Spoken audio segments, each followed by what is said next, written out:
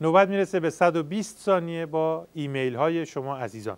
میثم از آمل خیلی ممنون بابت عکس بامزه‌ای که فرستاده بودید. بهرام یک آرم پیشنهادی برای صدا و سیمای رژیم فرستاده. محمد مهدی خیلی ممنونیم به خاطر طنزهای قشنگت.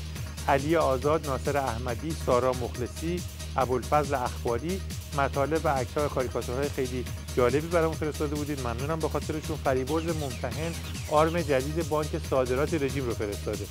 صالح عزیز خیلی ممنون از ابراز لطفت. امیدوارم که شایستگی حرفات رو کسب بکنیم. ABC مثل همیشه شعرهای بسیار خوبی برامون فرستاده بودید. سولی تصاویری تحت عنوان سوژه‌های وطنی فرستاده که چند تاش رو اجازه بدیم با هم ببینیم. دوست گرامی پوراندخت شعر طنز خودکار قرمز رو دریافت کردیم، خیلی ممنونیم. حامد عزیز امیدوارم که حساب فیسبوک ما بتونه مشکلی رو که در مورد دانلود نوشته بودی حل بکنه.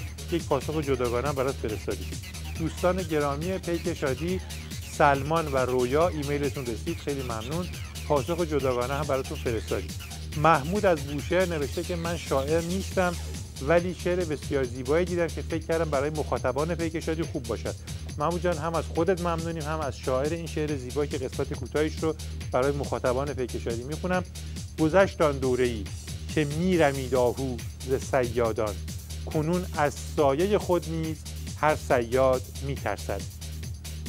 کبوتر میکند پرواز همبال پرستوها و جغد از این که رفته هیبتش بر باد میترسد.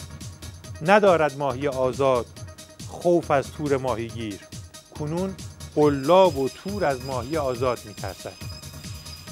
نمیترسد دگر شمشاد از داس و تبر، زیرا که امروزه تبر از قامت شمشاد میترسد. بخنده هموطن، قهقه بزن، این خنده ها خاری است به چشم آنکه از این قلب های شاد میترسد.